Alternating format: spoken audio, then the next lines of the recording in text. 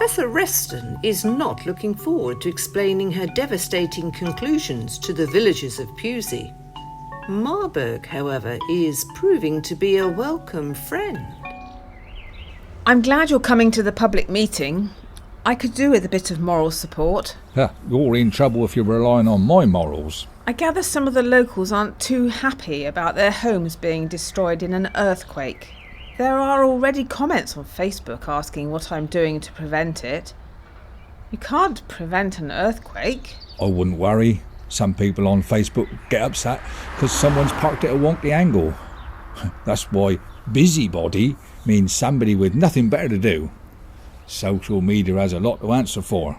Most of the comments I get are pretty antisocial. Oh, that's nice. Pewsey has a statue of King Arthur. It's not King Arthur. That's Alfred the Great, erected in 1913 to commemorate the coronation of King George V. Why did they commemorate George V with a statue of a king who died 900 years earlier? Oh, I don't know, but that's not as weird as erecting one in the university in New York, which, great as he may have been, Alfred never visited. Do you have an endless well of useless trivia? It's not useless. It comes in handy when conversation in the Wessex Arms gets a bit boring. You mean when the football's on? Well, I didn't say that. No, but I've noticed the barrels always need changing whenever Chelsea are playing. And so this is the famous Bouverie Hall? Ah, yes, the cultural centre of Pewsey. Also an excellent venue for the annual pantomime. Oh, no, he isn't. Oh, yes, it is. Good evening, Constable. And no more panto jokes tonight, please. This could be a tricky meeting. Oh, quite right. And where's Councillor DuChere? He should be here by now. He's behind you. Eh? I said no more panto. No, he really is behind you. Sorry for cutting it a bit fine, everybody, but the chain came off my bicycle. I just need to go and wash my hands. Well, we're all here now. I thought the councillor lived out at Milton.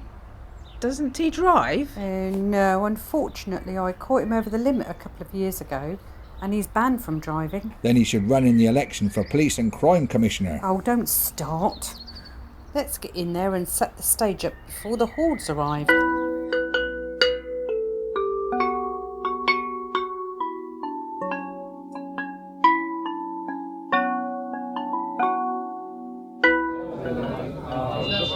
Right, settle down, everybody. Welcome to the Bouverie Hall for this emergency meeting of Pewsey Community Reaction and Protection. I'm joined by PC Blackhead, who is officially in charge of Community Reaction and Protection, along with top scientist Professor Reston of National Heritage, who's responsible for the investigative work under the proposed route of the Stonehenge tunnel. The Professor is going to give us the facts about the coming incident, and then PC Blackhead will explain the action plan. Over to you, I think, Professor. Thank you, Councillor. Now, as I'm sure you know, I have made some alarming discoveries about the geology of the Vale of Pewsey, which may lead to some problems with underlying strata movement leading to possible damage. You mean earthquake? Thank you. Yes, it might be that there will be a shallow focus fracture. Oh, just give us the facts in English. This isn't a government information film. Well, okay, if you could all just look at this chart. How do you turn this laser pen on? It's on already. Be careful. Oh, sorry, everyone. Don't point it at the audience. I'm going to arrest you for assault, possession of an offensive weapon, and breach of the peace, disorderly conduct. Please don't do that. Think of the local crime figures. Oh, yeah. Carry on. The timeline here indicates the regularity of the seismic activity I have detected, and the vertical axis indicates the proximity as it travels from west to east. I have tracked it moving from a point roughly in the Chevrils along the Vale of Pewsey at an average velocity of 5 feet per second. Slightly quicker than Great Western trains, then.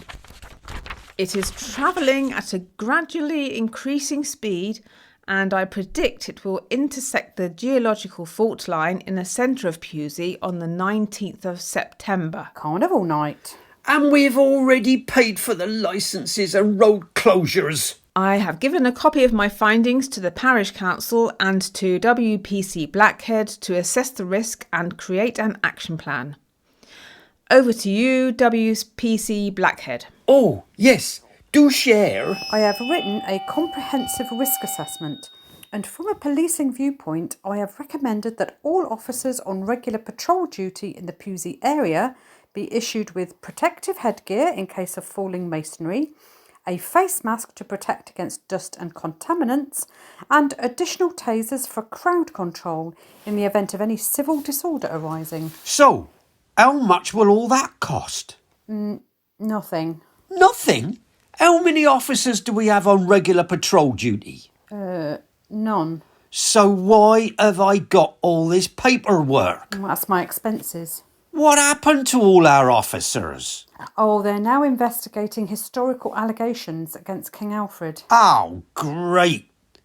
I think we'll move on to questions from the audience. What time will the earthquake be? Obviously, very difficult to be precise, but probably sometime in the afternoon or early evening. So will the pub still be open? That will depend on what we decide in our action plan, but I suggest closing once they've stopped serving lunch. Will there be a lot of damage?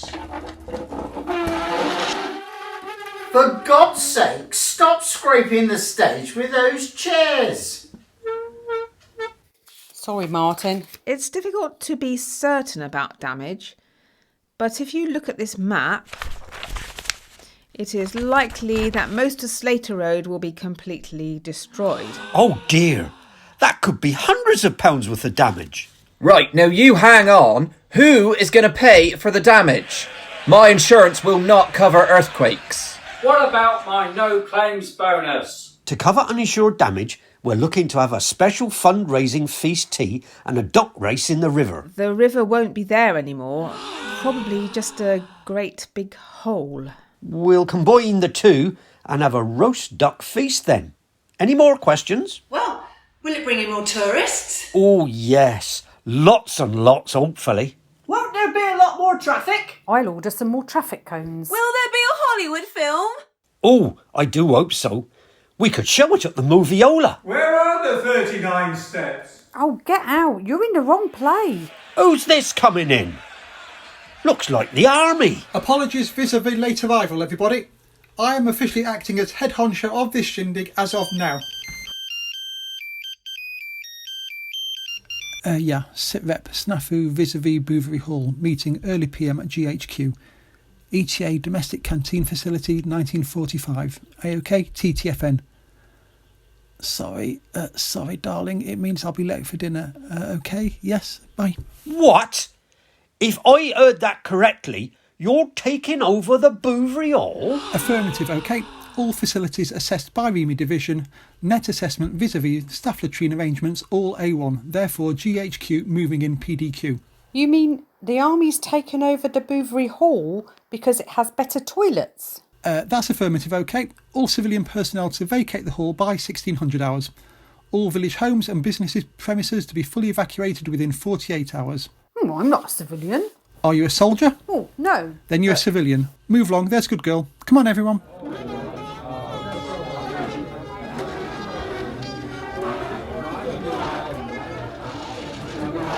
Well, I'm going back to the Wessex Arms.